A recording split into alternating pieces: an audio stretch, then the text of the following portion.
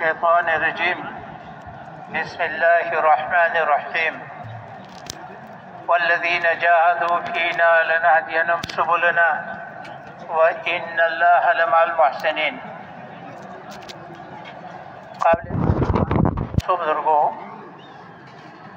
اللہ سبحانہ و تعالیٰ نے دنیا اور آخرت کی کامیابیوں کے لیے دین عطا فرمایا ہے۔ دین ہمیشہ ہر زمانے میں لوگوں کی زندگیوں میں انبیاء کرام علیہ السلام کی محنت سے آیا ہے، اور قیامت تک دین لوگوں کی زندگیوں میں حضور اکرم صلی اللہ علیہ وسلم کی محنت سے آئے گا۔ حضور اکرم صلی اللہ علیہ وسلم کو اللہ سبحانہ و تعالیٰ نے خاتم الانبیاء بنایا۔ آپ صلی اللہ علیہ وسلم کے بعد کوئی نبی نہیں آئے گا۔ اللہ سبحانہ و تعالیٰ نے اپنے فضل سے، مہربانی سے، کرم سے اپنے خزانے کی سب سے بڑی نعمت جو دین ہے اور دین کی محنت ہے، اللہ سبحانہ و تعالیٰ نے دونوں اس امت کو عطا فرمائے۔ اور اس وقت جو ہماری مجلس ہے، ہماری اجتماع ہے، وہ اس بنیاد پر ہے کہ امت اس محنت پر کیسے تیار ہو جائے۔ امت کو محنت پر تیار کرنا یہ ہمارا موضوع ہے، اس لیے یہ اجتماع ہے۔ اس لیے کہ محنت ہماری ذمہ داری بھی ہے، یہ محنت ہماری ضرورت بھی ہے۔ تو ہمارا یہ بیان ایک مذاکرہ ہے۔ اس کا مذاکرہ ہے کہ محنت کا مقصد کیا ہے اور محنت کیا ہے، اور اس مذاکرے کے ہم بار بار محتاج ہیں، کیونکہ عمومی طور پر یہ وہ مجمع ہے جو اس محنت کو کسی نہ کسی درجے میں لے کر کے چل رہا ہے، یا اس محنت کے ساتھ کچھ تعلق رکھتا ہے۔ تو اس مذاکرے کے ہم اور آپ سارے محتاج ہیں کہ محنت کا مقصد کیا ہے اور محنت کیا ہے۔ 4 مہینے لگاؤ، کس لیے لگاؤ؟ چلا لگاؤ، کیوں لگاؤ؟ 7 مہینے لگاؤ، کس لیے لگاؤ؟ آخر کوئی مقصد بھی تو ہوگا۔ تو اس لیے میرے محترم بھائیو و بزرگوں، اس بات کو ہم دیکھیں، محنت کا مقصد کیا ہے۔ سادہ الفاظ میں عرض کروں، محنت کا مقصد وہ دین ہے جو اللہ سبحانہ و تعالیٰ نے اپنے خزانے سے انسانوں کے پاس دنیا اور آخرت کی کامیابیوں کے لیے بھیجا ہے،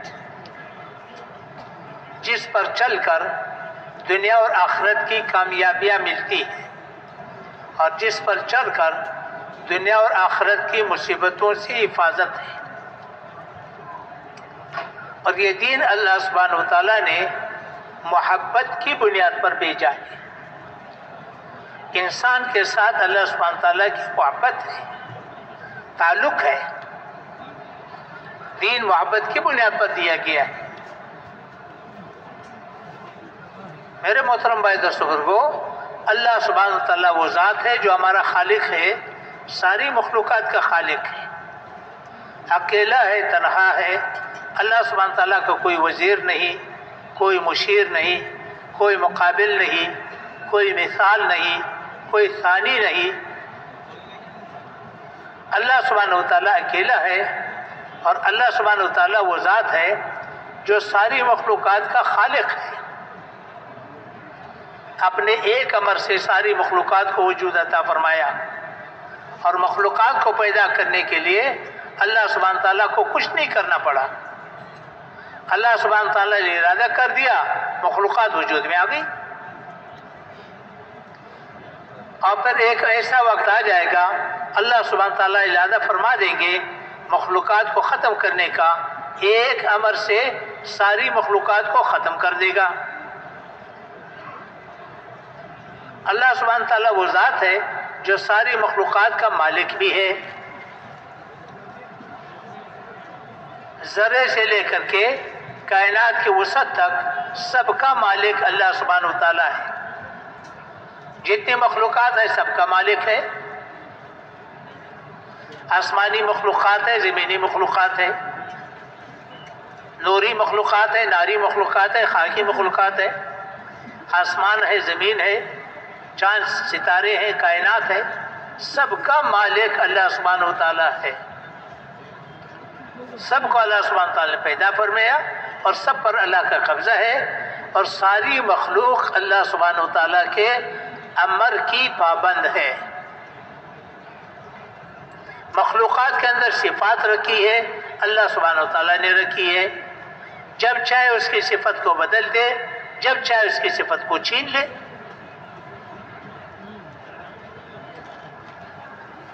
مخلوق سے وہ نہیں ہوگا جو مخلوق چاہے، مخلوق سے وہ ہوگا جو اللہ چاہے. اس لیے کہ مخلوق اللہ سبحانہ تعالیٰ کے امر کی پابند ہے، اور اللہ سبحانہ تعالیٰ وہ ذات ہے جو ساری مخلوقات کا رب ہے. رب وہ ذات ہے جو تمام مخلوقات کی ضرورتوں کو پورا کرنے والا ہے. ہر مخلوق کی ضرورت کو پورا کرنے والا اللہ سبحانہ و تعالیٰ ہے. اور اللہ سبحانہ تعالیٰ وہ ذات ہے جو ساری مخلوقات کا رب ہے اور علیم و خبیر ہے، ہر مخلوق کی ضرورت کو جاننے والا ہے. اندر کی ضرورتوں کو بھی جاننے والا، باہر کی ضرورتوں کو بھی جاننے والا، موجودہ ضرورتوں کو بھی جاننے والا، آنے والی ضرورتوں کو بھی جاننے والا، اور تمام ضرورتوں کو پورا کرنے پر قدرت رکھنے والا. اللہ سبحانہ تعالیٰ بہت بڑا ہے. اللہ سبحانہ تعالیٰ اپنے تمام صفات میں کامل ہے. خالق ہے، بہت بڑا خالق ہے. مالک ہے، ذرے ذرے کا مالک ہے. رب ہے، بہت بڑا رب ہے. علیم ہے، ایک ایک ذرے کا اس کو علم ہے. ہر صفت میں بڑا ہے اور ہر صفت میں اللہ سبحانہ تعالیٰ صمد ہے. کسی مخلوق کا محتاج نہیں ہے، کسی لحاظ سے کسی مخلوق کا محتاج نہیں. اس اللہ سبحانہ و تعالیٰ نے ساری مخلوقات میں انسان کو چنا ہے. اس انسان کو اپنے لیے بنایا ہے، اس انسان کو اپنا خلیفہ بنایا، تمام فرشتوں کو اس کے سامنے سجدہ کرایا، اور مخلوق کو اس انسان کی خدمت پہ لگایا. تھوڑی سی نگاہ اٹھا کر کے دیکھو، ساری مخلوق اس کی خدمت پہ لگی ہوئی ہے. سورج ہے، چاند ہے، زمین ہے، ستارے ہیں، پہاڑ ہیں، ہوائیں ہیں، ساری اس انسان کی خدمت پہ لگی ہوئی ہے. کوئی مخلوق اس کی خدمت سے انکار نہیں کر سکتا.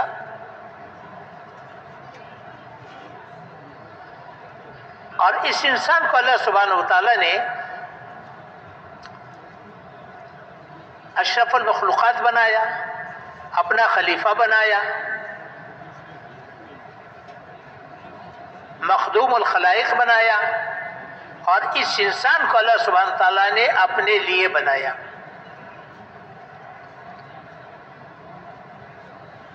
کہ انسان اللہ سبحانہ تعالیٰ کا درباری ہے، اللہ سبحانہ تعالیٰ کا ہم نشین ہے. ہمیشہ یہ انسان اللہ سبحانہ تعالیٰ کے پاس رہے گا. اللہ سبحانہ تعالیٰ کی ذات ہمیشہ کے لیے ہے، یہ انسان ہمیشہ اللہ سبحانہ تعالیٰ کے پاس رہے گا. اس لیے مرنے پر اس کی زندگی ختم نہیں ہوگی، اس کی نئی زندگی شروع ہو جائے گی. زندگی کے مختلف مراحل ہیں، مختلف قسم کے مراحل سے گزرتے گزرتے آخر میں اللہ سبحانہ تعالیٰ تک پہنچ جائے گا. تو میرے محترم سے بھائیو، دوستو، بزرگوں، اللہ سبحانہ و تعالیٰ نے اس انسان کو چونکہ اپنے لیے بنایا ہے، اور اس انسان کو اللہ نے محتاج بھی بنایا ہے. یہ اکیلا زندگی نہیں گزار سکتا، اس کی ضرورتیں ایک دوسرے کے ساتھ وابستہ ہے، یہ ایک دوسرے کے محتاج ہے، کراچی کو سواد یہ کرتا ہے کراچی والے، اس کی ذمہ داریاں بھی ہیں، ان کی ضرورتیں بھی ہیں، ایک دوسرے کے ساتھ ذمہ داریاں بھی وابستہ ہے، ایک دوسرے کے ساتھ ضرورتیں بھی وابستہ ہیں۔ تو اللہ سبحانہ وتعالیٰ نے اس کے لیے اپنے دربار سے دین عطا فرمایا ہے جو انتہائی پاکیزہ زندگی کا طریقے ہے۔ کامل دین میں اللہ نے کامیابی رکھی ہے، کامل دین ایمان ہے، عبادات ہے، اخلاق ہے، معاشرت ہے، معاملات ہے، قضا ہے، یہ مکمل دین ہے۔ کامل دین پر چلے گا تو کامل کامیابی ملے گی، دنیا کی بھی ملے گی، آخرت کی بھی ملے گی۔ اور یہ دین کائنات کی روح ہے، دین کے بغیر کائنات برقرار نہیں رہ سکتا۔ جزوی دین پر جزوی کامیابی ہے، کلی دین پر کلی کامیابی ہے۔ دین کا چھوٹے سے چھوٹا جز بھی خیر سے خالی نہیں ہے، بہت بڑی خیر ہے۔ دین کا سب سے چھوٹا حصہ، سب سے چھوٹا جز پوری روئے زمین پر ایک انسان ہو، 700 کروڑ انسانوں میں سے ایک انسان ہو، باقی سارے کے سارے کفر میں ڈوبے ہوئے ہوں، ایک انسان ہو ایمان والا، اور وہ ایمان والا بھی عمل سے عاری ہو، ایمان رکھنے والا ہو، عمل کے لحاظ سے نافرمان ہو، عاری ہو، اور پورے روئے زمین پر ایک ہو۔ اللہ سبحانہ وتعالیٰ کے دربار میں اس کی اتنی بڑی قیمت ہے کہ جب تک وہ زندہ رہے گا 7 زمین 7 آسمان کھڑے رہیں گے، ساری دنیا کے انسان کھاتے پیتے رہیں گے، ساری دنیا کی حکومتیں اور بازار آباد رہیں گے۔ جس دن وہ دنیا سے چلا گیا اس دن اللہ سبحانہ تعالیٰ امر جاری فرما دیں گے، 7 زمین 7 آسمان سب کو لپیٹ لے گا۔ اتنی بڑی قیمت ہے اللہ کے دربار میں۔ اور یہ انسان جب مر جائے، مرنے کے بعد اگر اللہ سبحانہ وتعالیٰ نے اس کو معافی نہ دی اور اس کو سزا ملی تو سزا جہنم کی ملے گی، اور سزا تو کروڑوں کروڑوں سال کی ہوگی، کروڑ سال جہنم میں جلنے کے بعد جب نکالا جائے گا تو پھر بھی اس دنیا سے 10 گنا بڑی جنت ہمیشہ کے لیے دی جائے گی۔ اب بتاؤ دین کی اللہ سبحانہ تعالیٰ کیا کتنی بڑی قیمت ہے۔ اب جو مسلمان نماز پڑھنے والا ہو، مسجد کو آباد کرنے والا ہو، قرآن پڑھنے والا ہو، قرآن پڑھانے والا ہو، لوگوں کو مسجدوں میں لانے والا ہو، تو بتاؤ اللہ سبحانہ تعالیٰ کے ہاں اس کی کتنی بڑی قیمت ہو۔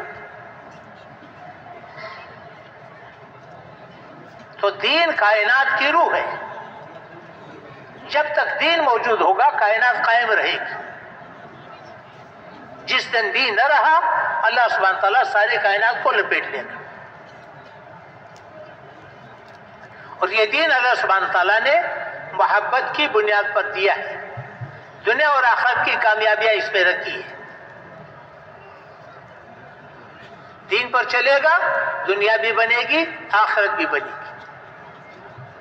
دین پر نہیں چلے گا تو اللہ کا کوئی نقصان نہیں کر سکتا۔ البتہ دین پر چلنے کا اللہ سبحانہ تعالیٰ نے بندے کو اختیار دیا ہے، بندے کو دین پر چلنے کا اللہ سبحانہ تعالیٰ نے اختیار دیا ہے۔ چلنا چاہتے ہو تو میرا خلیفہ ہے، دین پر چلیں گے تو اللہ سبحانہ تعالیٰ کا غیبی نظام ساتھ چلے گا، اللہ کی مدد ہوگی، اللہ سبحانہ تعالیٰ کی معیت ہوگی. ہاں تو دین کا خاصہ کیا ہے کہ اللہ سبحانہ تعالیٰ کی معیت کو حاصل کرو، اللہ سبحانہ تعالیٰ کا تعلق حاصل کرو، اللہ سبحانہ تعالیٰ کی معرفت حاصل کرو، اللہ سبحانہ تعالیٰ سے لینا سیکھو، اللہ سبحانہ تعالیٰ کو منانا سیکھو، اللہ سبحانہ تعالیٰ سے مانگنا سیکھو، اللہ سبحانہ تعالیٰ کے سامنے رونا سیکھ لو.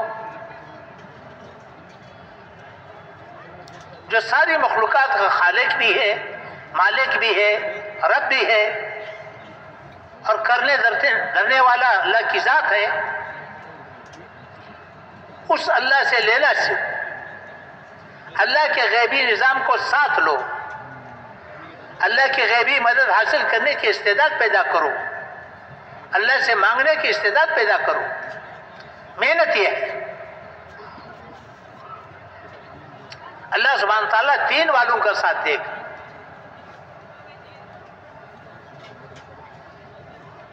تو دین ہماری ضرورت ہے، بنیادی ضرورت ہے. جب دینی زندگی وجود میں آتی ہے میرے محترم بھائی دوستو کو، تو پھر اللہ کا غیبی نظام ساتھ ہوگا. اللہ سبحانہ تعالیٰ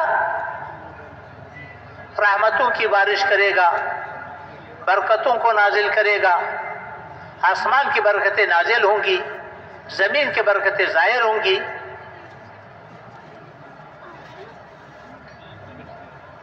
اللہ سبحانہ تعالیٰ محبتوں کو نازل کرے گا، اطمینان کو نازل کرے گا.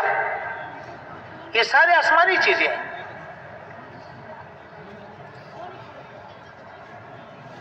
جب رحمتوں کا نزول ہوگا، رحمتیں نازل ہوں گی، تو یہ دلوں پر نازل ہوتی ہے. ہر انسان کے دل کے اندر دو قسم کے جذبات پائے جاتے ہیں. خیر کے جذبے بھی ہے، شر کے جذبے بھی ہے. ہر انسان کے دل کے اندر خیر کے جذبے بھی پائے جاتے ہیں، شر کے جذبے بھی پائے جاتے ہیں.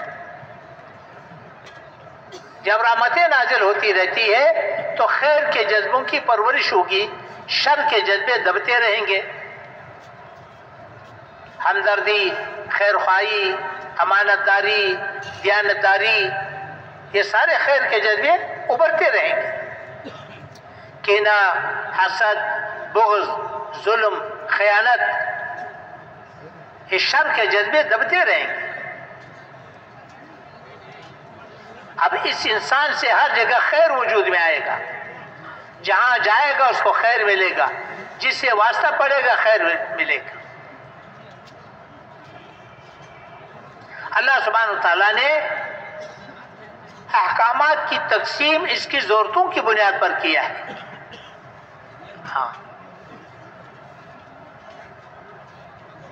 والدین اولاد کے محتاج، اولاد والدین کے محتاج، بیوی خاوند کے محتاج، خاوند بیوی کے محتاج، پڑوسی پڑوسی کے محتاج، بازار والے کا محتاج، تھانے اسپتال والے کا محتاج، گلکار کا محتاج، کاشتکار کا محتاج، زنتکار کا محتاج. قدم قدم پر یہ انسان محتاج ہے. اللہ سبحانہ تعالیٰ نے احکامات کی تقسیم ایسے ہی کیا ہے. جب خیر کے جذبے ہوں گے تو ایک دوسرے کو خیر ملے گی. ایک کی ضرورت دوسرے کی ذمہ داری، ایک کی ضرورت دوسرے کی ذمہ داری، ایک کی ضرورت دوسرے کی ذمہ داری. جب ایمان کی بنیاد پر زندگی اٹھائی جائے گی تو اللہ کی غیبی مدد ساتھ چلے گی. اللہ سبحانہ وتعالی حکمرانوں کو عادل بنا دے گا، رحمدل بنا دے گا، خیرخواہ بنا دے گا. حکومت ایسے لوگوں کو عطا کرے گا جو خیرخواہ ہوں، رحمدل ہوں، عادل ہوں. مال ایسے لوگوں کو عطا کرے گا جو لوگوں پر خرچ کرے گا. ایسے رحمدل، ہمدرد، خیرخواہ لوگوں کو اللہ مال عطا کرے گا.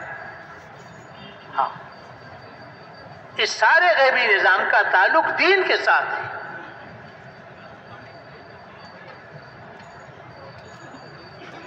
دینی زندگی ہوگی تو یہ سارے خیر وجود میں آئیں گے اور ہر آدمی سے خیر ملے گا، ہر آدمی خیر کا ذریعہ بنے گا. ہر آدمی کی شر سے لوگ محفوظ رہیں گے.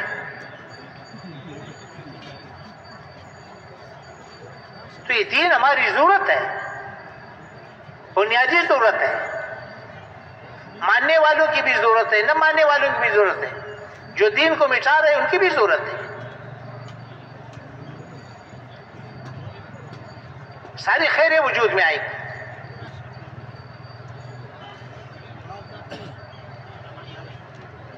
موت کے وقت روح آسانی سے نکالی جائے گی. ہاں، قبر کی روشنی تو اس کو ملے گی جو دین پر چلے. قبر کی تنگی سے وہ بچے گا جو دین پر چلے.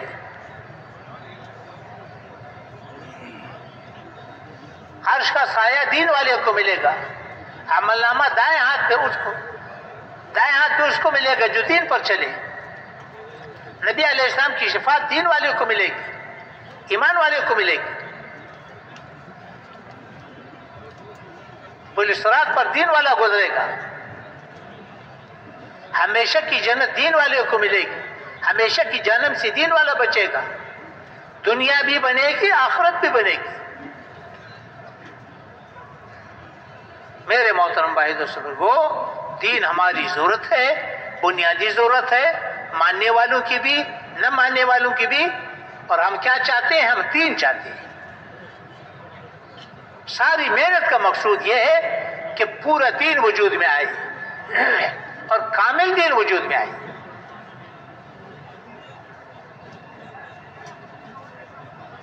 ایمان، عبادات، اخلاق، معاشرت، معاملات، قضا، کامل دین وجود میں آ جائے. اس کے لیے ہماری محنت ہے. اب یہ دین کب وجود میں آئے گا؟ میرے محترم بھائی بزرگو، دنیا کو اللہ سبحانہ تعالیٰ نے دار الاسباب بنایا ہے. دنیا دار الاسباب ہے.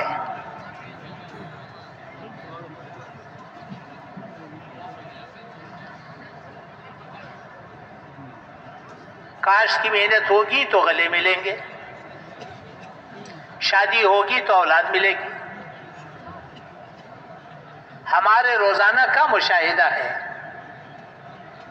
اسباب کو ہم روزانہ دیکھ رہے، استعمال کر رہے ہیں، اختیار کر رہے ہیں.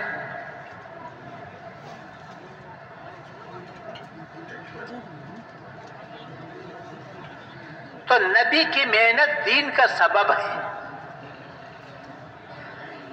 ہر زمانے میں دین وجود میں آیا ہے، نبی کی محنت سے وجود میں آیا ہے. قیامت تک دین وجود میں آئے گا، حضور اکرم صلی اللہ علیہ وسلم کی محنت سے وجود میں آئے گا.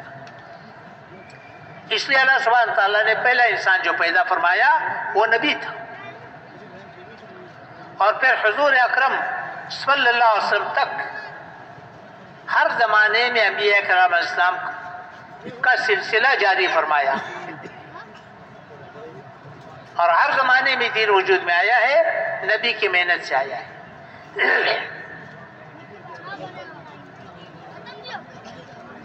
تو میرے محترم بھائی بزرگو، دین تو نبی علیہ السلام کی محنت سے وجود میں آئے گا. اب دین کی محنت میں سب سے پہلا قدم کیا ہے؟ سب سے پہلا قدم تو ذمہ داری کا احساس ہے. ایک ہے دین کا کام کرنا.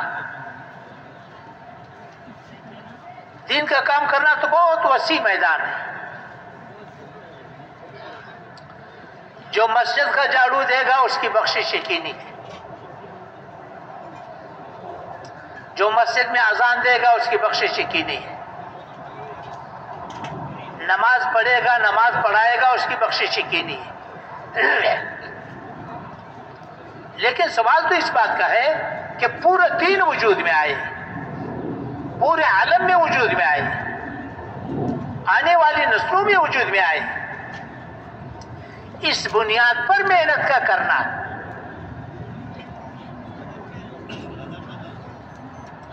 اللہ سبحانہ وتعالیٰ نے حضور اکرم صلی اللہ علیہ وسلم کو خاتم الانبیاء بنایا. اللہ سبحانہ تعالیٰ نے اپنے فضل مہربانی سے یہ محنت اس امت کو عطا فرمائی ہے. انسانوں میں سب سے اونچا مقام انبیاء کرام علیہ السلام کا ہے.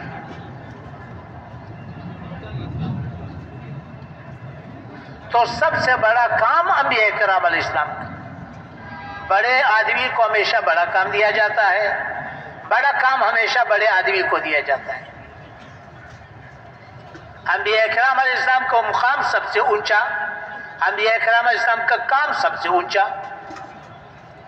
حضور اکرم صلی اللہ علیہ وسلم کا مقام انبیاء کرام میں بھی سب سے اونچا, تو حضور اکرم صلی اللہ علیہ وسلم کا کام بھی سب سے اونچا. یہ عزت والا کام ہے, عزتوں والا کام ہے, سب سے عزت والے کا کام ہے, سب سے عزت والا کام ہے.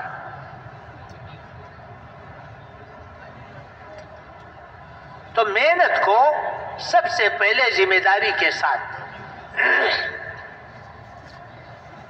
کہ نبی علیہ السلام کے بعد کوئی نبی نہیں آئے گا, اب پورا دین امانت ہے, پورے عالم کی امانت ہے, آنے والی نسلوں کی امانت ہے, یہ ہمارے ذمہ ہے, اور یہ ختم نبوت کا تقاضا ہے. قرون اولیٰ میں امت کا جو پہلا طبقہ تھا, صحابہ کرام, تابعین, تبع تابعین, اس زمانے میں ہر مسلمان مرد عورت ختم نبوت کا مطلب یہ سمجھتا تھا, سمجھانا نہیں پڑتا تھا, ہر مسلمان سمجھتا تھا کہ پورا دین امانت ہے, پورے عالم کی امانت ہے, آنے والی نسلوں کی امانت ہے,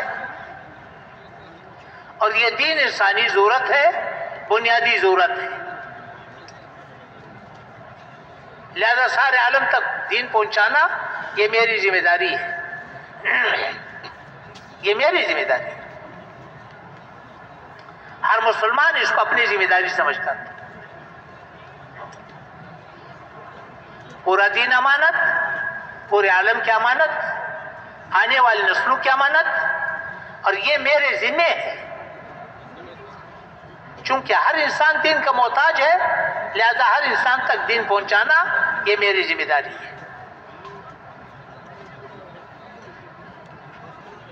اور ترتیب آسان بتائی, محنت میں تادیہ ہے, امت کے ساتھ جڑتے رہو, امت کو جوڑتے رہو, محنت پر آمادہ کرتے رہو, جہاں تک جا سکتے ہو جاؤ, نہیں جا سکتے ہو اگلے کو بیچو. آسان بنائے. اس کے 3 نتائج سامنے آئے, اس عقیدے کے 3 نتائج سامنے آئے. پہلا نتیجہ, اگر ہم سیرت اٹھا کر کے دیکھیں گے, پوری امت متحرک نظر آ رہی ہے. جیسے آج پیسے کے لیے امت متحرک ہے,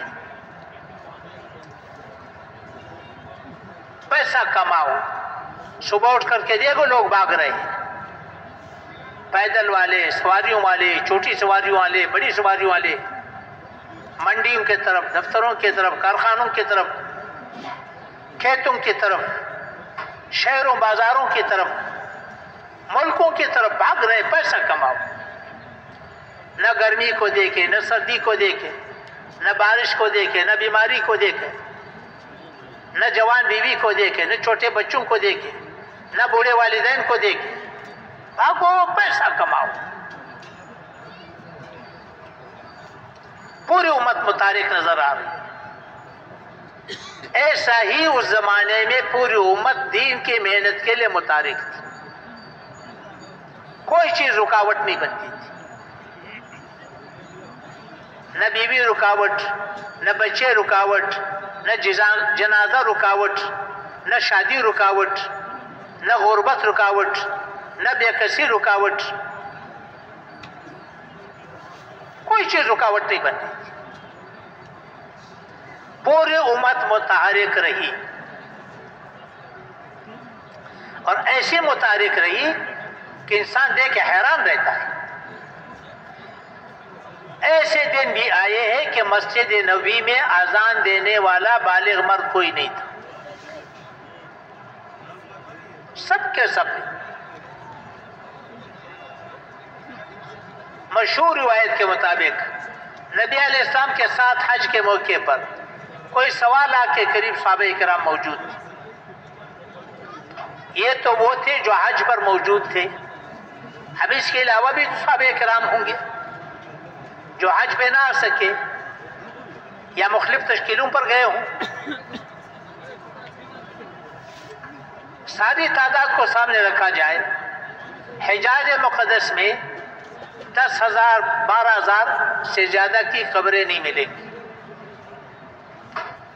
10-12,000 کی قبریں مکہ معظمہ مدینہ منورہ میں ملیں گی.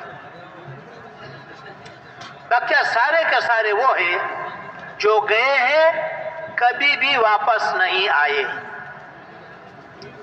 وہ 10-12,000 بھی متارک رہے، وہی بیٹھے بیٹھے موت نہیں آئی، وہ بھی متارک رہے، لیکن مقدر کی موت وہیں پر آ گئی. یہاں تک روایات ملتی ہے، ایک صحابی کا قول بڑوں سے ہم نے سنا ہے، وہ فرماتے تھے کہ صدیق اکبر رضی اللہ عنہ کی وفات تک اگر کسی کا موت گھر پہ آ جاتی تو ہم شک میں پڑ جاتے، پتہ نہیں کیسے مسلمان ہے کہ جس کی موت گھر پر آ گئی. فرمایا جب نبی علیہ السلام، جب صدیق اکبر رضی اللہ عنہ کی وفات گھر پر ہوگی پھر ہمیں اطمینان ہوا کہ نہیں، ایمان والے کی موت بھی گھر پہ آ سکتی ہے. ایسی امت کو تاریخ. پہلا نتیجہ.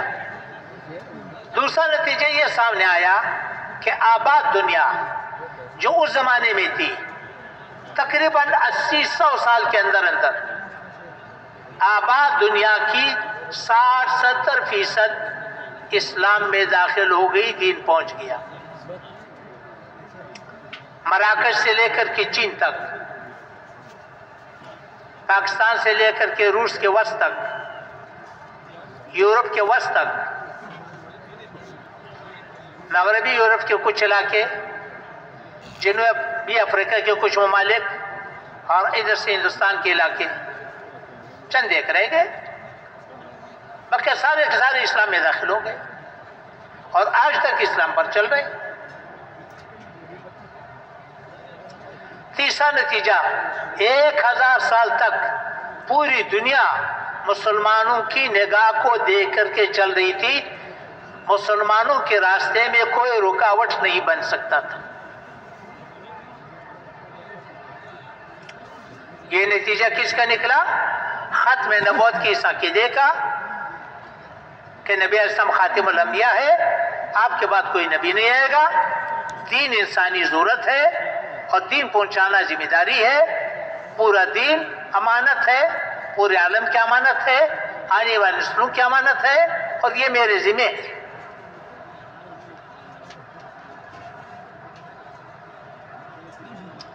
اب اگلی بات، جب ہم تک یہ عقیدہ پہنچا ختم نبوت کا، تو نبی علیہ السلام خاتم الانبیاء ہے سارے آنکھوں پر، مجھے منظور ہے. آگے کیا ہے؟ بس آگے ٹھیک ہے، نبی علیہ السلام خاتم الانبیاء ہے مانتا ہوں، آگے ٹھیک ہے. کیا ذمہ داری ہے؟ بس یہی ذمہ داری ہے. نبوت کا دعویٰ نہیں کروں گا، کسی نے نبوت کا دعویٰ کیا ساتھ نہیں دوں گا، کسی نے نبوت کا دعویٰ کیا بس میں چلے تو مقابلہ کروں گا. بس یہ ختم نبوت ہے، بس کیا ہے؟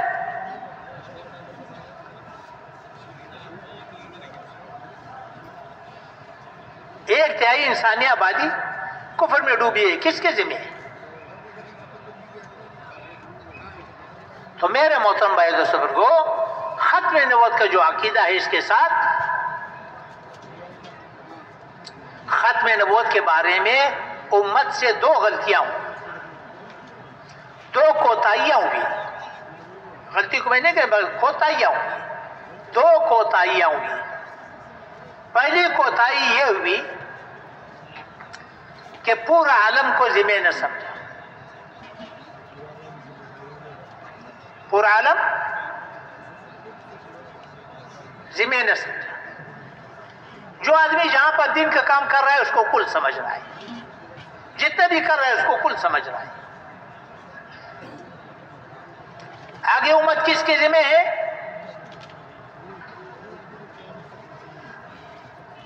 تو ایک تو یہ کوتاہی ہوئی کہ پورا عالم ذمہ نہ سمجھا۔ ذمہ سمجھے گا تو سوچے گا کہ مجھے کیا کرنا چاہیے، جب ذمہ ہی نہیں سمجھتا تو اس کے لیے کیا کرے گا؟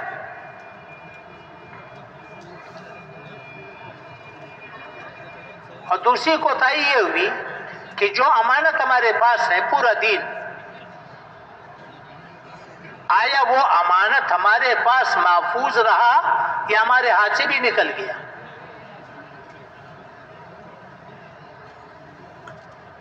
ہمارے پاس تو چند بے جان عبادات رہ گئی۔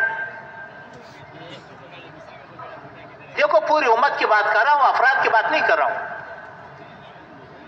میں افراد کی بات نہیں کر رہا ہوں، میں پوری امت کی بات کر رہا ہوں۔ تو پوری امت کے پاس تو چند بے جان عبادات رہ گئی۔ ایمان دعوی ایمان رہ گیا، اور قرآن کریم دعوی ایمان مانتا نہیں۔ میں مسلمان ہوں بس، عبادات بے جان۔ اور اس سے آگے اخلاق، معاشرت، معاملات، قضا وہ تو ہاتھ سے نکل چکے ہیں۔ ہمارے بازار کا دین بازار میں نہ رہا، الماری میں بند ہو گیا۔ ہمارے دفتروں کا دین، ہمارے کارخانوں کا دین، ہماری زراعت کا دین، ہمارے گھروں کا دین وہ تو وہاں نہ رہا، وہ تو الماری میں بند ہے۔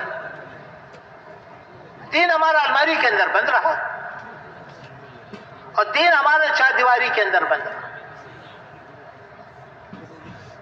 باہر کہیں نظر نہیں آ رہا۔ تو ہمارے پاس دین بچا کتنا؟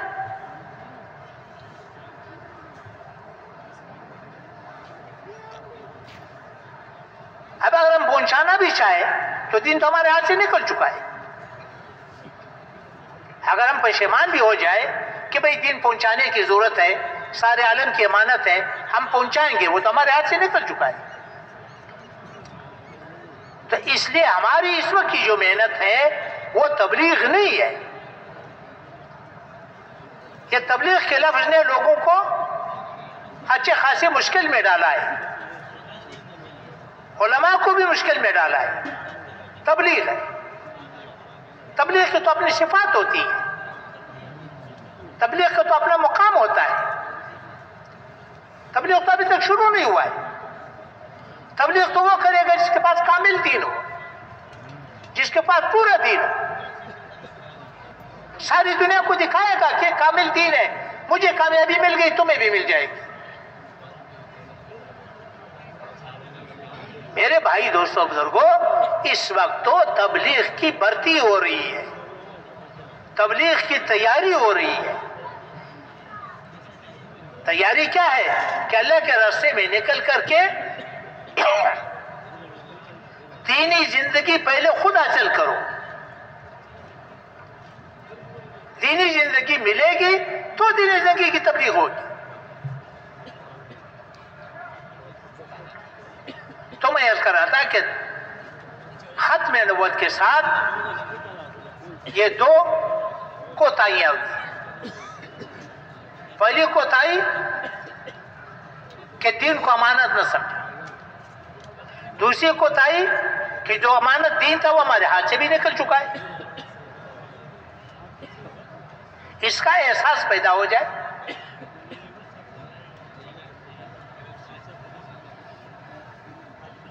اب پورے عالم کے اندر جا کر کے دیکھو،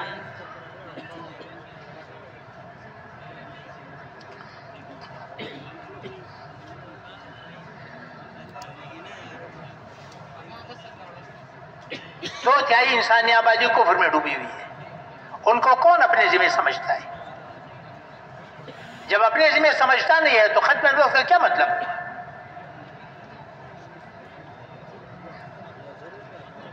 تو میرے محترم بھائیوں کو سب سے پہلی بات تو یہ ہے کہ ہمیں اس بات کا احساس ہو جائے تو اللہ کے راستے میں نکل کر کے کیا کرنا ہے؟ اللہ کے راستے میں نکل کر کے ایک ایک مسلمان کو ملنا اور ایک ایک مسلمان کو ذمہ داری کا احساس دلانا اور ایک ایک مسلمان کو اپنے ساتھ محنت میں جوڑنا. جہاں تک خود جا سکتے وہاں خود جانا، جہاں تک نہیں جا سکتے اگلے کو بھیج دینا. حضرت جی مولانا الیاس رحمۃ اللہ علیہ نے اسی بنیاد پر امت کو متحرک کیا. ہاں،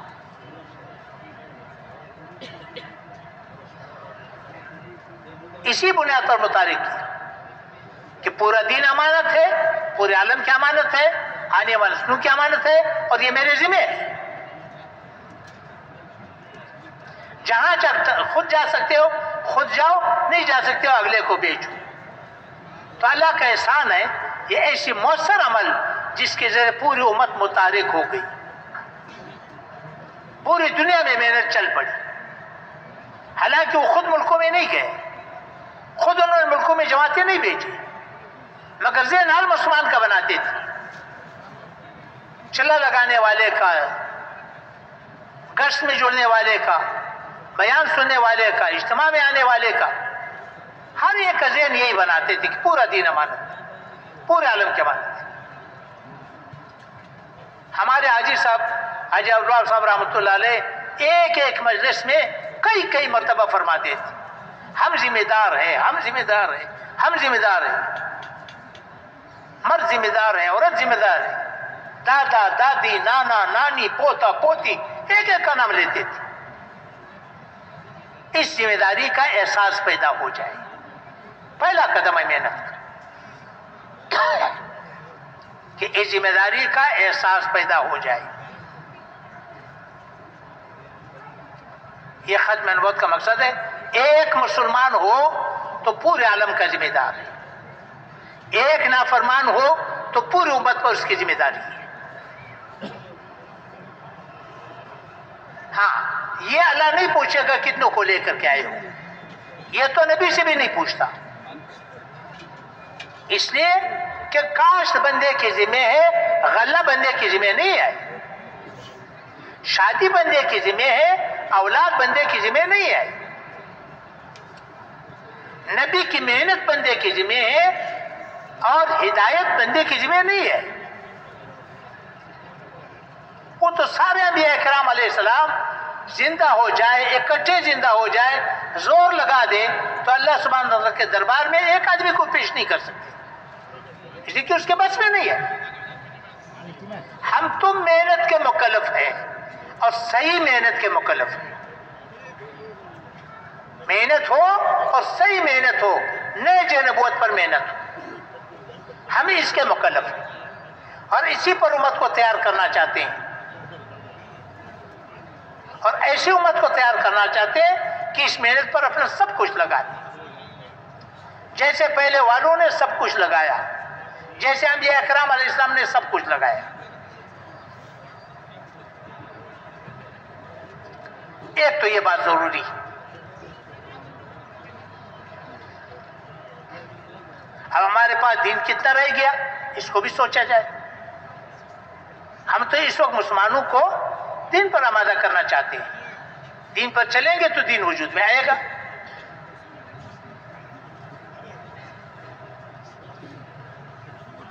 اور اگلی گزارش ہے میرے محترم بھائی دوستوں کو، دیکھو اللہ سبحانہ وتعالیٰ نے باطل کو سرمایہ الگ دیا ہے، مومن کو سرمایہ الگ دیا ہے. ایمان والوں کا سرمایہ الگ ہے، باطل کا سرمایہ الگ ہے. باطل کا سرمایہ مادیت ہے، ایمان والوں کا سرمایہ معیت ہے. معیت اللہ سبحانہ وتعالیٰ کو ساتھ لینا، اللہ سبحانہ وتعالیٰ سے لینا سیکھو، اللہ سبحانہ وتعالیٰ کی معرفت حاصل کرو، اللہ سبحانہ وتعالیٰ کا تعلق حاصل کرو، اللہ سبحانہ وتعالیٰ سے مانگنا سیکھ لو، اللہ کی غیبی مدد کو ساتھ لو.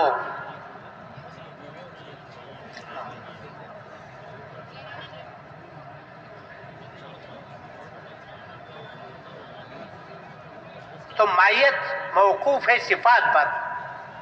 اللہ سبحانہ تعالیٰ مومنین کے ساتھ ہے, اللہ سبحانہ تعالیٰ صابرین کے ساتھ ہے, متقین کے ساتھ ہے, محسنین کے ساتھ ہے, توکل تقوی والوں کے ساتھ. یہ سارے قلبی صفات ہیں.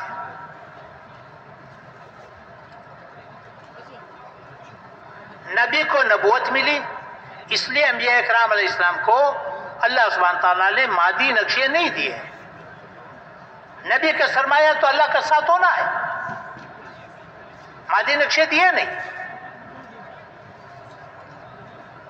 انبیاء اکرام علیہ السلام کو مادی نقشے نہیں دیے. مادی نقشے تو ان کو دیے جن کے لیے نبی بھیجا گیا ہے. فرعون, نمرود, قارون, حامان, قومیات, قوم سبا, ان کو مادی نقشے دیے. نبی کو بے کس اور بے بس بھیجا, کوئی مادی نقشہ دیا نہیں.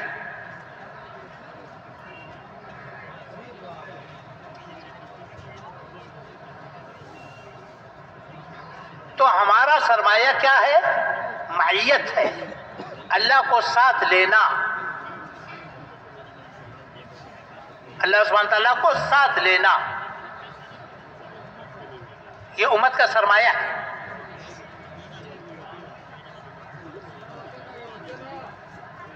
اب ان صفات کو حاصل کرنے کے لیے نبی کو تو اللہ نے نبوت دی. نبوت جو ہے نا وہ تو آسمانی ہے, نبوت تو وحدی ہے, انتخابی ہے. اللہ نے نبی کا انتخاب کیا, بیوی کو بٹھا دیا, سر میں آگے جا کر کے یا تو راستہ پوچھ لوں گا یا آگ لے کر کے جاؤں. اللہ نے نبوت جولی میں ڈال دی, نبوت بھی دے دی, معیت بھی دے دی. جاؤ فرعون کے ساتھ, میں تیرے ساتھ ہوں. ہر نبی کو نبوت ملی, کامل نبوت ملی, اور اس کے ساتھ کامل معیت بھی ملی. اور اللہ کی مدد کے بغیر دین کا کام کرنا یہ گاڑی نہیں چلے گی. دنیا کا سب سے بڑا حادثہ ہوگا کہ نبی کی محنت ہو اور مادی بنیادوں پر ہو اور اللہ کی مدد ساتھ نہ ہو. یہ تو دنیا کا سب سے بڑا حادثہ ہوگا. اب نبی کو اللہ نے نبوت دی, معیت کی صفات دے دی ہے. امت کو اللہ نے وہی محنت نبی علیہ السلام کے ذریعے دی, معیت کی صفات نہیں دی ہے. اب امت کیا کرے؟ یہ غور کرنے کی بات ہے. امت کا راستہ کیا ہوگا؟ کیونکہ اللہ کی مدد کے بغیر تو یہ گاڑی چلے گی نہیں. اس کے لیے میرے محترم بھائی دوست کو دیکھنا پڑے گا کہ نبی علیہ السلام نے کیا کیا. نبی علیہ السلام نے محنت کہاں سے شروع کی؟ سیرت کی طرف جانا پڑے گا. نبی علیہ السلام کی محنت کے ہمیشہ 4 مرحلے ہیں, ان مرحلوں کو سمجھنا پڑے گا. سب سے پہلا مرحلہ تربیت ہے. نبی علیہ السلام نے امت کی تربیت کی, اور تربیت معیت کی بنیاد پر کی کہ اللہ کی غیبی مدد حاصل کرنے کی استعداد پیدا کی.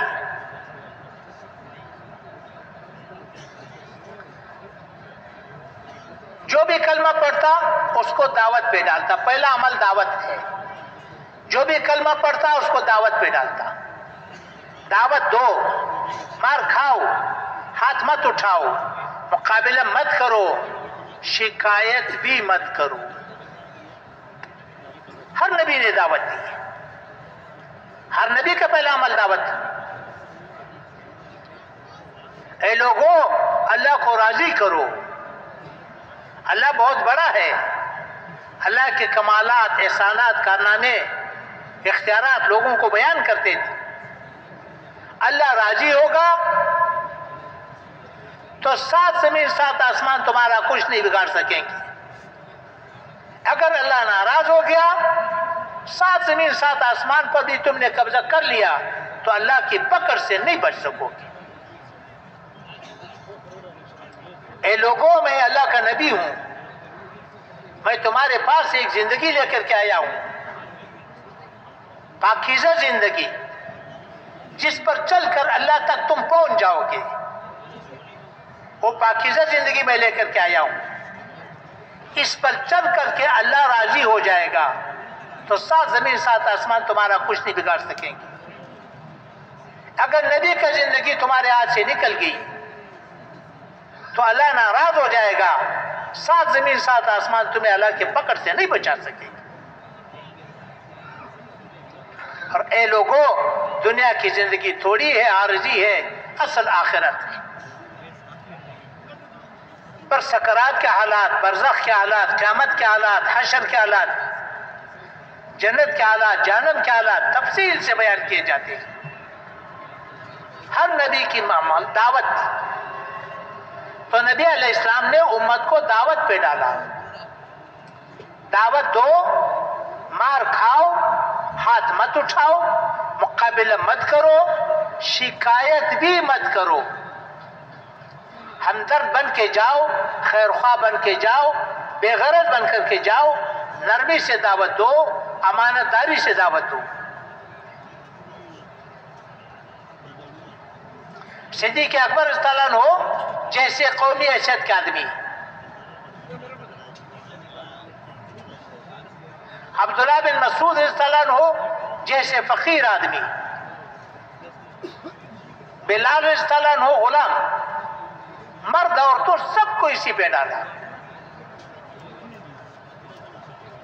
جو بھی کلمہ پڑھتا اس کو دعوت پہ ڈالتا، دعوت کی فضا بنائی۔ پہلا عمل۔ دوسرا عمل تعلیم و تعلم ہے۔ بیت اللہ پر کفار کا قبضہ تھا، نبی علیہ السلام نے زاویہ لگایا دار ارقم میں، ارقم بن ارقم رضی اللہ عنہ کے گھر میں زاویہ لگایا۔ جو بھی کلمہ پڑھے دار ارقم لے کر کے آؤ، جو بھی کلمہ پڑھے دار ارقم لے کر کے آؤ، جو بھی کلمہ پڑھے دار ارقم لے کر کے آؤ۔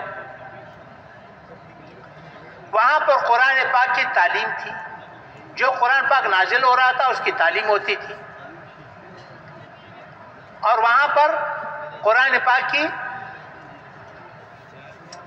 تعلیم تھی اور ایمان کے مذاکرے تھے، جنت کے تذکرے، جہنم کے تذکرے، اللہ کے غیبی مدد کے تذکرے، نبی کے اعمال میں کامیابی، آخرت کے تذکرے،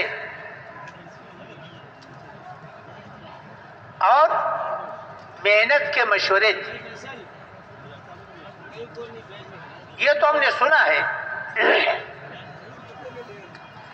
کہ ہجرت کے بعد نبی علیہ السلام نے مسجد نبی بنائی، اور مسجد نبی بنا کر کے 24 گھنٹے مسجد نبی اعمال سے آباد رہی۔ یہ ہمارے سامنے نہیں رہا کہ ہجرت سے پہلے دار ارقم 24 گھنٹے آباد تھی۔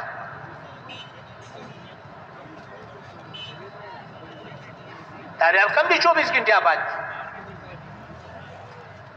جب صدیق اکبر رضی اللہ عنہ کو کفار نے مارا، بے ہوش کر دیا، مشہور واقعہ ہے، گھر لے کر کے آئے، رات کو ہوش آئی، کھانا کھا لو کہ نہیں مجھے نبی علیہ السلام کے پاس لے کے جاؤ، ابھی تو لوگ کر رہے ہیں، خطرہ ہے۔ انتظار کیا، آخری رات میں لے کے گئے۔ کہاں لے کے گئے؟ دار ارقم لے کے گئے۔ دار ارقم میں نبی علیہ السلام بھی موجود تھے، صحابہ کرام بھی موجود تھے۔ رات کا آخری حصہ تک کیا کر رہے تھے؟ یہ تو سیرت سے نکالنے کی چیزیں ہیں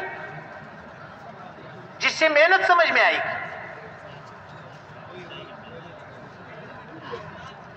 تو دار ارقم میں یہ اعمال ہوتے تھے۔ اور تیسرا عمل عبادت تھی، تہجد کی نماز فرض تھی، تہجد کی نماز فرض تھی۔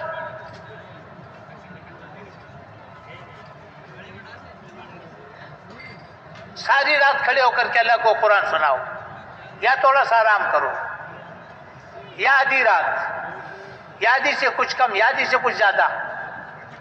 آخری درجہ یہ علماء نے لکھا ہے کہ کم از کم 1/3 رات تو ہر مسلمان کھڑے ہو کر کے اللہ کو قرآن سناتے تھے، ہر صحابی کھڑے ہو کر کے اللہ کو قرآن سناتے تھے۔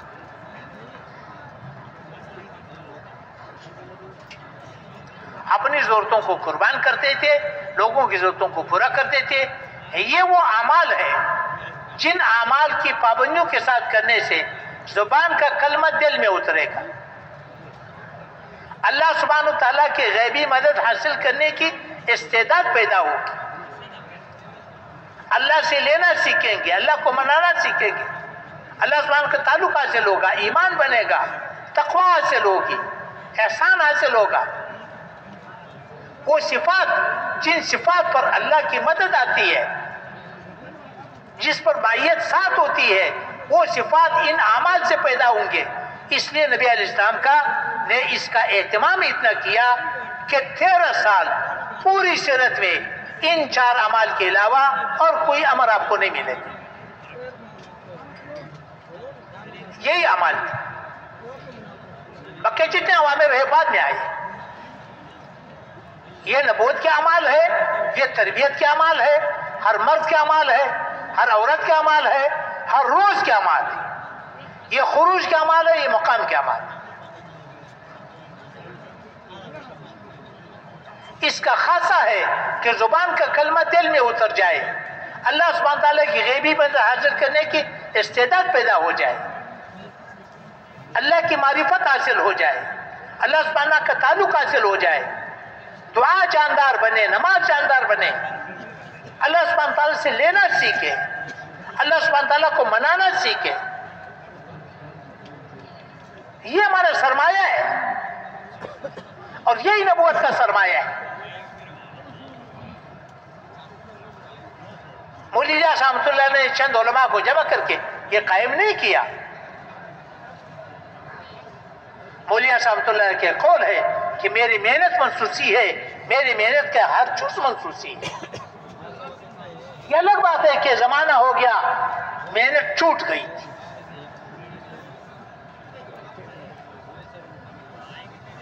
بقول مفتی فائد اللہ صاحب رحمۃ اللہ علیہ کے، بھائی محنت پرانی ہے، نئی نہیں ہے، آسان ہے، مشکل نہیں ہے۔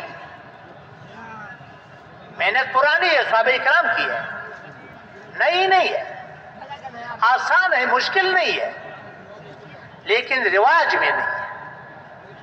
جو چیز رواج میں نہ ہو وہ مشکل نظر آتی ہے، اگرچہ آسان ہو۔ جو چیز رواج میں ہو وہ آسان نظر آتی ہے، اگرچہ مشکل ہو۔ پھر اس پر انہوں نے ولیمہ کی مثال دی، ایک ایک پیالہ سب کو پلاؤ، دودھ کا ایک ایک پیالہ سب کو پلاؤ کہ بھئی ولیمہ ہو گیا، کوئی نہیں سمجھے گا کہ ولیمہ ہو گیا۔ قورمے زردے پکاؤ، سب کہیں گے ہاں ولیمہ ہو گیا۔ میرے محترم بھائیو، محنت آسان ہے، مشکل نہیں ہے۔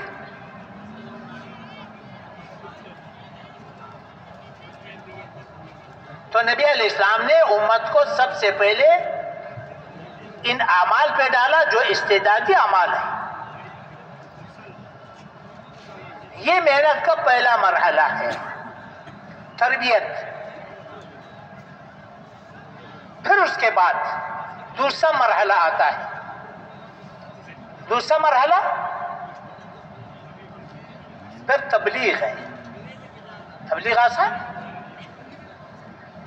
نبی علیہ السلام نے ہجرت فرمائی، ہجرت فرمانے کے بعد مسجد نبی بنائی، مسجد نبی کو انہی اعمال سے آباد کیا۔ پھر اس کے بعد جماعتیں بھیجی، چھوٹی جماعتیں بھی بھیجی ہے، بڑی جماعتیں بھی بھیجی ہے، چند آدمی کی جماعت بھی بھیجی ہے، 10 کی جماعت، 100 کی جماعت، 300 کی جماعت، 3000 کی جماعت، 30,000 کی جماعت۔ خود بھی تشریف لے گئے، صحابہ کرام کو بھی بھیجا، چند دنوں کے لیے بھی گئے، کئی مہینوں کے لیے بھی بھیجی، مقاتلے بھی ہوئے، بغیر مقاتلوں کو بھی آئے۔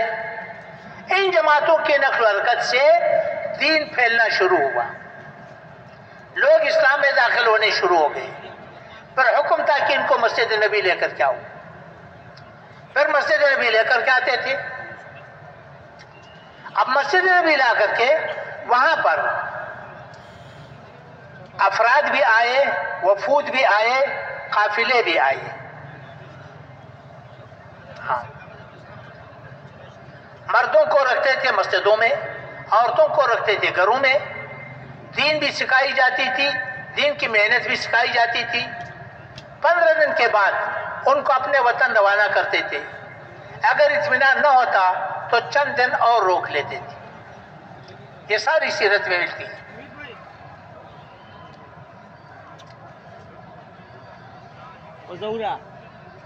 پھر اپنے وطن بھیج دیتے کہ جاؤ اپنے وطن میں محنت کرو.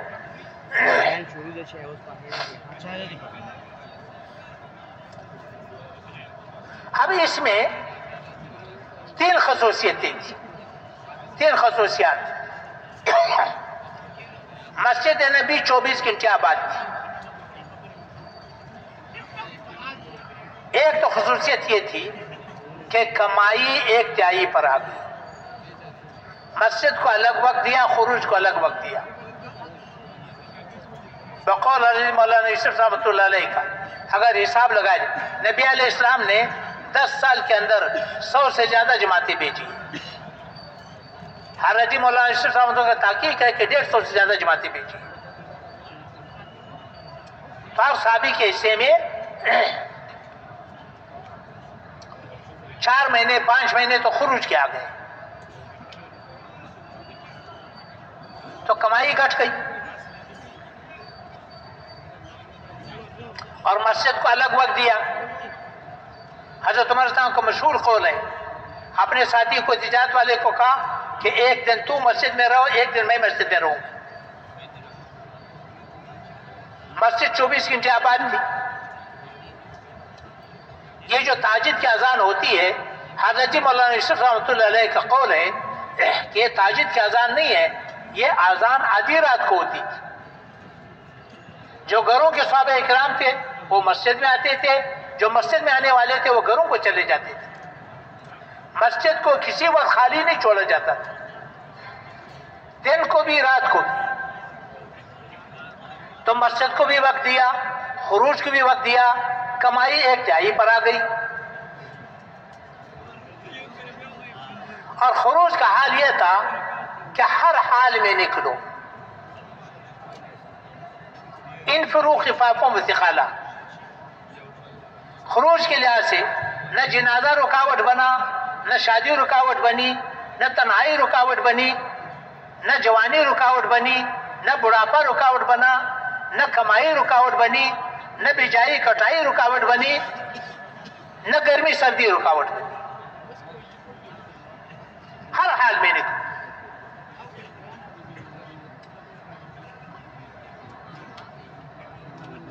تو ہر حال میں نکلنے والے تھے.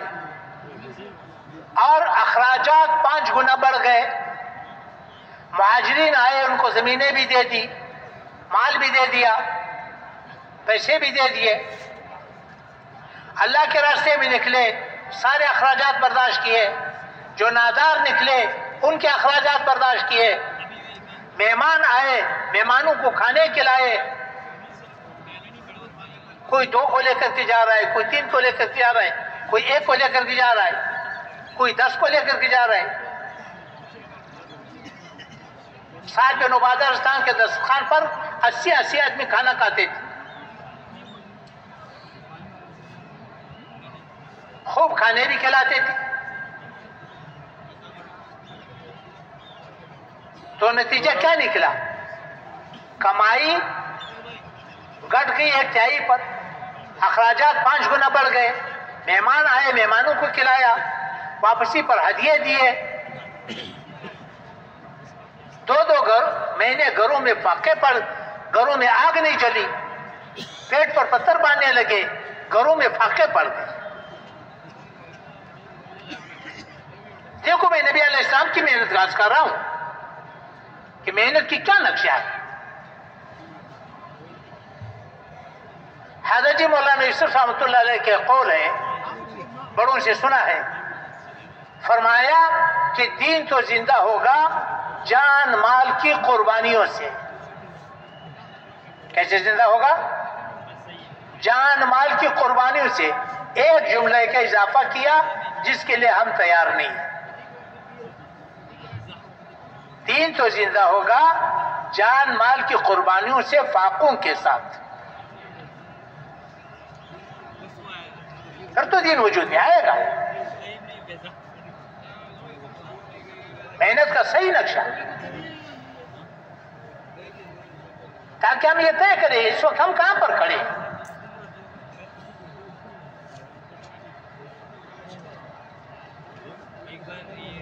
تو اس طرح میرے محترم بھائی دوستوں کو یہ محنت کا نقشہ تھا۔ اس کا نتیجہ کیا نکلا؟ پہلے مرحلے میں اللہ کی غیبی مدد حاصل کرنے کی استعداد پیدا کی، اللہ سے مانگنے والے بنائے، اللہ سے لینے والے بنائے، اللہ سبحانہ کا تعلق حاصل ہوا، اللہ سبحانہ تعالیٰ کی معرفت حاصل ہوئی۔ دوسرے مرحلے میں جب اللہ کے راستے میں نکلے اور پھرے مختلف علاقوں میں گئے تو اللہ سبحانہ تعالیٰ کی غیبی مدد کی مشاہدہ کرایا، دکھا دیا۔ قدم قدم پر انہوں نے بھی محسوس کیا کہ اللہ ہمارے ساتھ ہے، جن کے مقابل تھے انہوں نے بھی محسوس کیا کہ اللہ ان کے ساتھ ہے، اطمینان دلایا۔ ہاں، دعا مانگتے تھے، فرشتے اترتے تھے، ہوائیں مسخر، پانی مسخر، آگ مسخر۔ سعد بن ابی وقاص رضی اللہ عنہ 10,000 کا لشکر لے کر کے جب مدین پہنچے، پورا لشکر پانی کے اوپر بغیر کشتی کے گزار کے گئے۔ نستعین باللہ ونتوکل علیہ حسبنا اللہ ونعم الوکیل ولا حول ولا قوت الا باللہ العلی العظیم پڑھتے رہے، چلتے رہے۔ اعلیٰ بن عظمی رضی اللہ عنہ صحابی رسول ہے، جب بحرین پہنچے یا حلیم ہو یا علیم ہو یا علیم یا عظیم پڑھتے رہے، پانی کے اوپر چلتے رہے، پورا لشکر پانی کو گزار کے گئے اور واپس آ گئے۔ ہاں،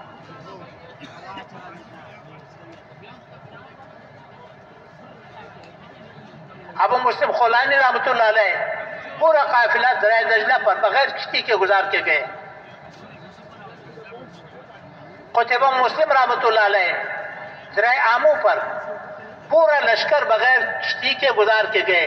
دریائے آمو افغانستان میں، تاجکستان اور افغانستان کے درمیان دریا ہے۔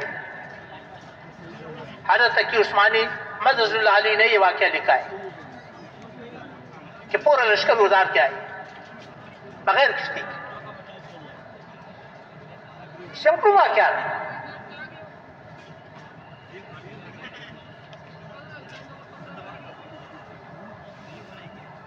ایک نعرہ لگا کہ جنگل کو خالی کرو، ایک نعرے سے پورا جنگل خالی ہو گیا۔ قیروان شہر ہے ٹیونس کے اندر، وہاں جنگل تھا۔ عقبہ بن نافع رحمۃ اللہ علیہ تابعی ہے، اعلان کرایا کہ جاؤ اعلان کرو، پورا جنگل خالی ہو گیا۔ سمپل واقعہ تھا۔ حضرت سفینہ رضی اللہ عنہ کا واقعہ ہے، شیر کو کہا کہ مجھے راستہ دکھا دو، میں ساتھیوں سے بچڑ گیا ہوں۔ شیر آگے آگے ہو، پیچھے پیچھے۔ تو اللہ کی غیبی مدد حاصل کرنے کی استعداد پیدا ہوئی، پھر اللہ کی غیبی مدد کا مشاہدہ کرایا گیا۔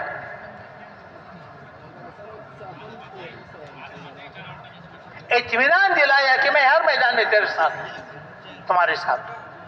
پھر تبلیغ آسان ہے۔ زندگی ہو، ایک مجموعہ ہو جس کے ساتھ پورا دین ہو، ایمان، عبادات، اخلاق، معاشرت، معاملات، قضا، بے شک ہزاروں کا مجمع ہو، لیکن یہ صفات ہو، پورا دین ساتھ ہو اور معیت کی صفات ساتھ ہو،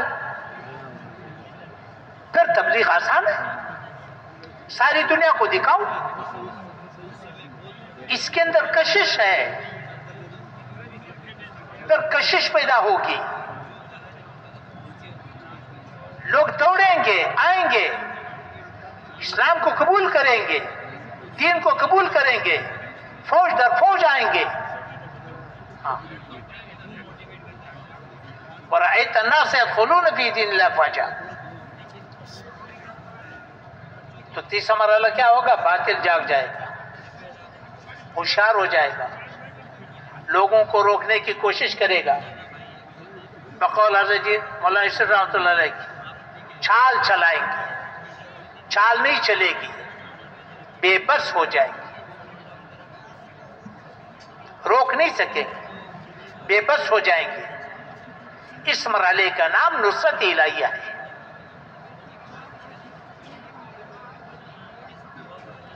پھر آخری مرحلہ آئے گا. حالی مرحلے میں کیا ہوگا؟ باطل مقابلے پر آئے گا. باطل کس پر آئے گا؟ مقابلے پر آئے گا. جب باطل مقابلے پر آئے گا پھر دیکھنا یہ پڑے گا کہ محنت کرنے والوں کے ساتھ معیت ہے یا نہیں. اگر خدا نخواستہ ہم نے ان اعمال کو معیت کو سرمایہ نہ سمجھا، معیت کو مقصد نہ سمجھا اور معیت کو ان اعمال پر موقوف نہ سمجھا یا ان اعمال کو پابندیوں کے ساتھ نہ کیا، معیت کی صفات حاصل نہ ہوئی تو ہم دھوکے میں پڑے. جب باطل کا مقابلہ ہوگا تو کیا ہوگا؟ جب یہ چیزیں نہ ہوں گی تو ہماری محنت خود بخود مادی بنیادوں پر اٹھے گی. محنت کرنے والے خود اپنے آپ کو مادیت کا محتاج سمجھیں گے. محنت کرنے والوں کو کچھ نظر نہیں آئے گا، اندھیرا رہے گا، ایک عرصہ گزرے گا، کچھ نظر نہیں آیا تو کیا کرے گا؟ سب سے پہلے تردد پیدا ہو جائے گا، پتہ نہیں یہ راستہ ٹھیک بھی ہے یا نہیں، شک میں پڑ جائے گا. ہاں تردد آ جائے گا، پھر تثاقل آ جائے گا، عمل میں جی نہیں لگے گا، جی نہیں چاہے گا عمل میں، پھر چھوڑ کر کے بھاگ جائے گا. اور اگر جم گیا تو پھر کیا ہوگا؟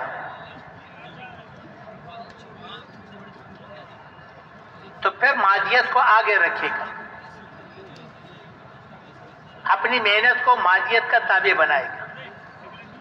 دیکھو ایک بات یاد رکھو، باطل کے منصوبوں سے دین کبھی نہ مٹے گا نہ مٹا ہے. یہ اچھی طرح یاد رکھو. باطل جتنے بھی منصوبے بنائے، باطل کے منصوبے کب چلیں گے؟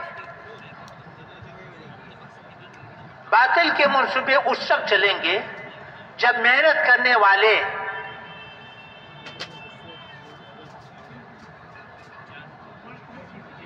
دنیا کو آگے رکھ کے محنت کو اس کے پیچھے ڈالتے ہیں. دنیا تو ہو آگے، دین اس کا تابع ہو. ہماری غلط محنت کی وجہ سے دنیا میں کفر پھیلا ہوا ہے. غلط محنت یہ ہے کہ دنیا آگے ہے، دین اس کے پیچھے ہے. جب کام کرنے والے اس طرح چلیں گے تو پھر باطل کا مقابلہ نہیں کر سکیں گے،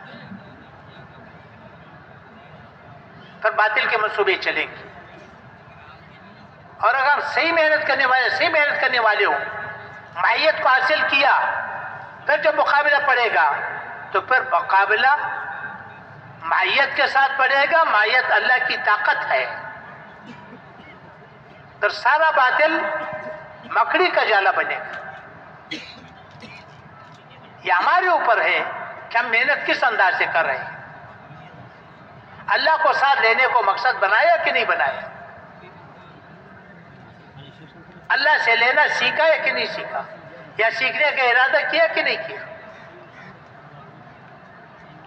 تو دیکھنا یہ پڑے گا کہ مقابلہ معیت کے ساتھ ہے یا مادیت کے ساتھ. اگر مقابلہ مادیت کے ساتھ ہوگا، جس کی مادیت زیادہ ہوگی وہ چیز چاہے گا، جس کے پاس مادیت تھوڑی ہے وہ مار کھائے گا. اگر مقابلہ معیت کے ساتھ ہوا تو معیت اللہ کی طاقت ہے. اس لیے انبیاء کرام علیہ السلام کو مادی نقشے نہیں دیے. سارا باطل اللہ کے سامنے مکڑی کا جالا ہے، ایک اللہ کے اصول ہے، ضابطے ہیں۔ قرآن پاک نے باطل کو توڑنے کی 3 شکلیں بتائی۔ قرآن پاک میں باطل کے توڑنے کی 3 شکلیں بتائی۔ پہلی شکل یہ ہے کہ محنت کرتے کرتے اللہ پاک ایک ہوا چلا دے گا، ایسی ہوا چلے گی لوگوں کے اندر دین داخل ہو جائے گا۔ جیسے ہوا چلتی ہے، گرمی چلتی ہے، روشنی چلتی ہے، سورج نکل گیا، بند گھروں کے اندر روشنی پہنچ گئی، موسم ٹھنڈا پڑ گیا، بند کمروں کے اندر ٹھنڈ پہنچ گئی، گرمی آ گئی، بند کمروں کے اندر گرمی پہنچ گئی۔ ایسی اللہ سبحانہ وتعالیٰ ایک ہوا چلا دے گی، لوگوں کو ہدایت مل جائے گی۔ اللہ کے لیے کوئی مشکل نہیں ہے۔ یونس علیہ السلام کی پوری امت کو اللہ نے اکٹھی ہدایت دی، آج بھی دے سکتے۔ دوسری شکل قرآن کریم نے بیان کی ہے کہ اللہ براہ راست کارروائی کر لے، پہلے بھی کیا ہے، کسی پر پتھر برسائے، کسی پر آگ برسائی، کسی پر زمین پٹایا، کسی پر فرشتہ بھیجا، کسی پر ہوا بھیجی، آج بھی کر سکتا ہے۔ اور تیسری شکل یہ ہے کہ کمزور کے ذریعے سے قوت والے کو توڑ کے دکھا دے۔ طالوت اور جالوت کا واقعہ اسی بنیاد پر سنایا، اور قرون اولیٰ میں اللہ نے یہی کیا، تھوڑوں کے مقابلے میں زیادہ کو ناکام کیا، سینکڑوں کے مقابلے پر ہزاروں آئے مار کھائی، ہزاروں کے مقابلے میں لاکھوں آئے مار کھائی۔ بدر میں 313 تھے، مقابلے پر 1000 آئے۔ 313 کے پاس 6 زریں تھیں، 8 تلواریں تھیں، بقیہ کچھ نہیں تھا، اور ان کے پاس 600 زریں تھیں، 1000 تلواریں تھیں۔ ایک طرف بیٹا، دوسری طرف باپ، قبیلہ ہو گیا، اللہ نے کر کے دکھایا۔ خندق کے موقع پر 900 یا 1400 کے مقابلے پر 10,000 آئے، بغیر لڑائی کے اللہ نے مگا دیا۔ موتا میں 3000 کے مقابلے پر 3 لاکھ آئے، قادشہ میں 10,000 کے مقابلے میں 2.5-3 لاکھ آئے، ناون میں 20,000 کے مقابلے پر 2.5-3 لاکھ آئے۔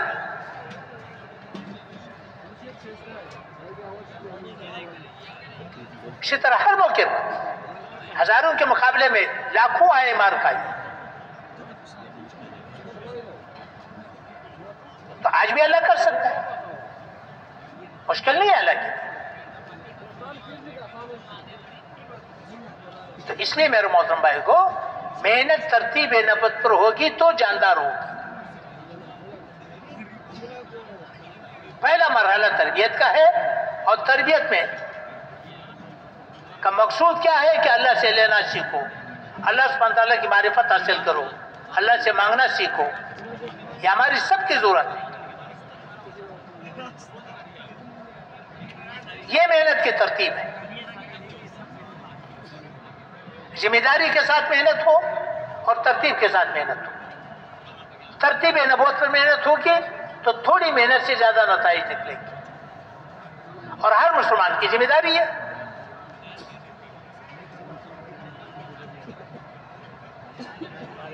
باطل کو ہم نہیں توڑ سکتے، باطل کو اللہ توڑے گا، یاد رکھو۔ باطل کو اللہ 3 شرائط پر توڑے گا، یاد رکھو۔ پہلی شرط باطل کی، تو پہلی شرط کیا ہے؟ مسلمانوں کا ایک مجموعہ ہو جس کے ساتھ کامل دین ہو، مائیت کی صفات ہو، پھر اللہ باطل کو توڑے گا۔ اور اگر ہماری زندگی میں ملاوٹ رہی، اللہ نے باطل کو توڑنے کا فیصلہ کر دیا تو فرمایا تم بھی عذاب سے نہیں بچ سکو گی۔ فقہ کا اصول ہے کہ جب علت مشترکہ ہوتی ہے تو فیصلہ ایک ہے، وہ بھی نافرمان تو بھی نافرمان، تو تم اللہ کے رشتہ دار نہیں ہو کہ اللہ اس کو سزا دے تمہیں چھوڑ دے۔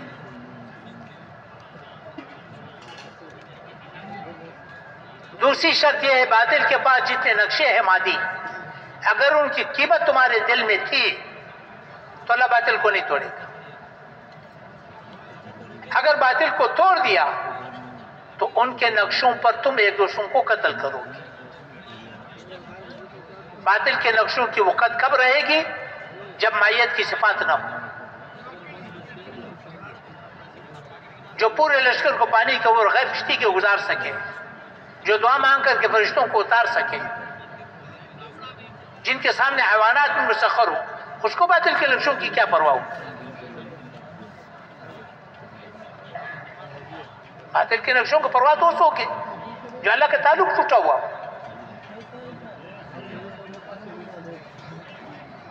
اگر اللہ نے باطل کو توڑ بھی دیا تو پھر تم ان کے نقشوں پر ایک دوسروں کو قتل کرو گے. اور تیسری شرط یہ ہے کہ باطل کے ہدایت کے لیے جب تک بے چین نہیں ہوں گے اللہ باطل کو نہیں توڑے گا. انتخابی ذریعے پر اللہ باطل کو نہیں توڑے گا. دیکھو میں نے آپ آزاد کے سامنے وہ ضابطے عرض کیے کہ ان ضابطوں کی بنیاد پر محنت ہو، تب تو جا کر کے نتیجہ نکلے گا. اب جو اس طرح محنت کرے گا، کوشش کرے گا، محنت کرے گا، اللہ سبحانہ و تعالی اس کی اسی طرح مدد کرے گا. اب اتنا دین جو ہے نا بچا ہوا ہے، اتنا دین مٹا ہوا ہے. اب بچے ہوئے دین کی حفاظت لازمی ہے، مٹے ہوئے دین کی اقامت لازمی ہے. ہمارے جتنے بھی دینی نقشے ہیں، جتنے بھی ہمارے دینی شعبے ہیں، وہ سارے اقتدار اس وقت موقوف ہے طلب والوں پر. بے طلب مت اپنے حال پر ہے.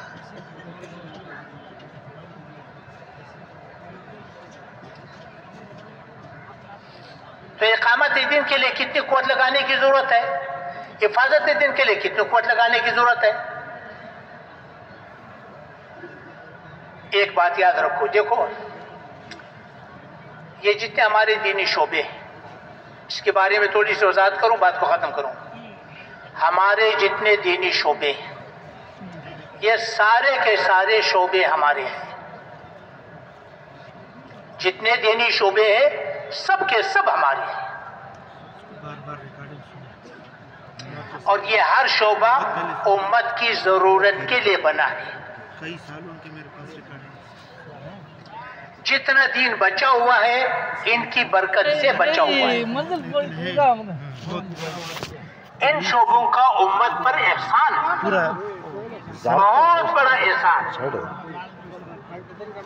جتنا دین موجود ہے ان کی برکت سے موجود ہے. اور انہوں نے انتہائی ناموافق حالات میں دین کو تھاما ہوا ہے. انتہائی ناموافق حالات میں انہوں نے دین کو تھاما ہوا ہے، دین کے شعبوں کو تھاما ہوا ہے. ہمیں اس کی قدر کرنی چاہیے، اس کے شکر گزار ہونی چاہیے. جو دین موجود ہے انہیں کی برکت سے تو موجود ہے. اور یہ شعبے ایک دوسرے کی معاونت کے لیے بنے، اور ان میں سے ایک شعبہ دوسرے کا بدل نہیں بن سکتا. یاد رکھو، کوئی شعبہ دوسرے کا بدل نہیں بن سکتا. ہر شعبہ اپنی جگہ لازم ہے. کوئی شعبہ دوسرے کا بدل نہیں بن سکتا. اس لیے ان شعبوں کا پوری امت پر احسان ہے، ہمیں ان کے شکر گزار ہونا چاہیے. البتہ دو باتیں قابل غور ہیں. ایک تو یہ ہے کہ ان میں سے کوئی شعبہ ایسا نہیں ہے جو کامل ہو، جس ضرورت کے لیے بنا ہے اس ضرورت کے لیے ناکافی ہے. کوئی شعبہ پورا نہیں ہے. جو شعبہ جس ضرورت کے لیے بنا ہے اس کے لیے ناکافی ہے. اس شعبے کی تکمیل لازم ہے، اور ہم ان کی تکمیل چاہتے ہیں کہ تکمیل ہو تاکہ اپنے کام کو پورا کر سکیں.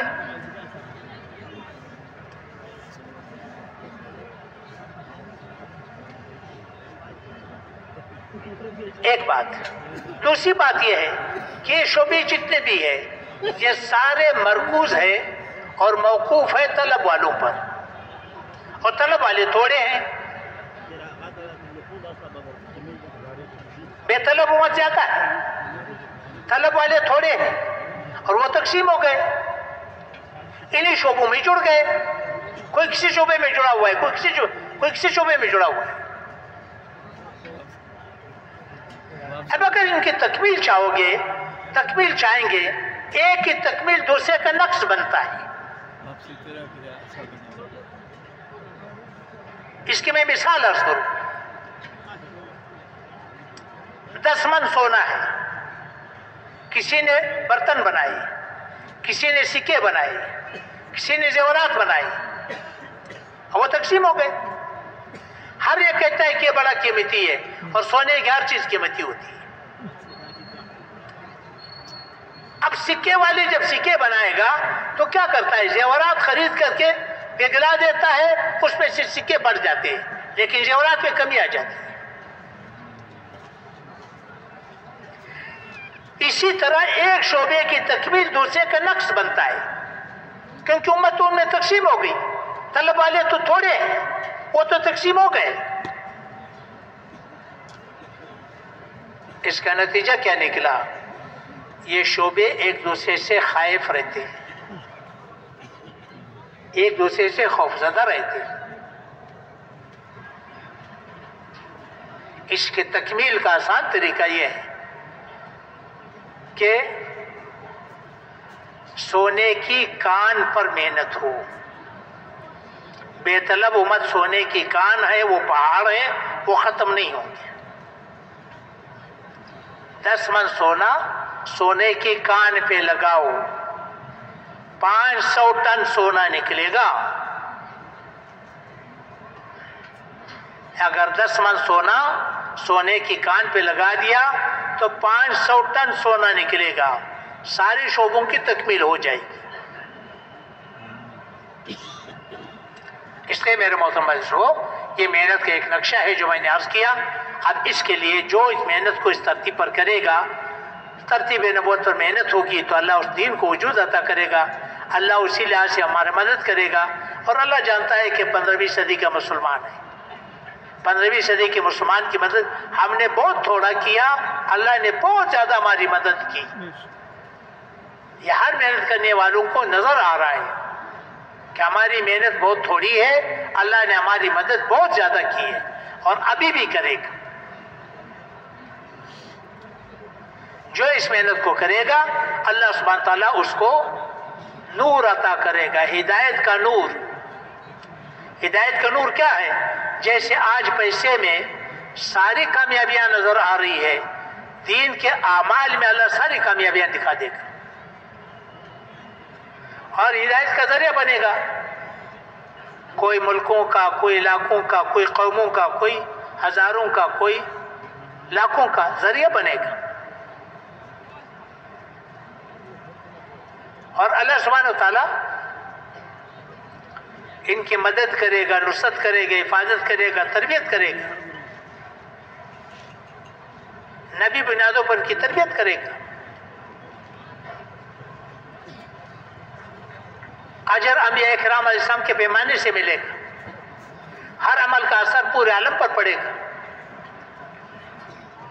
اور انبیاء کرام علیہ السلام اور صحابہ کرام کے ساتھ اللہ پاک حشر کرے گا۔ اب بتاؤ پورے عالم میں پھرنے کے لیے کون کون تیار ہے؟ بتاؤ جی، پورے عالم میں اب جن کے 4 مہینے نہیں لگے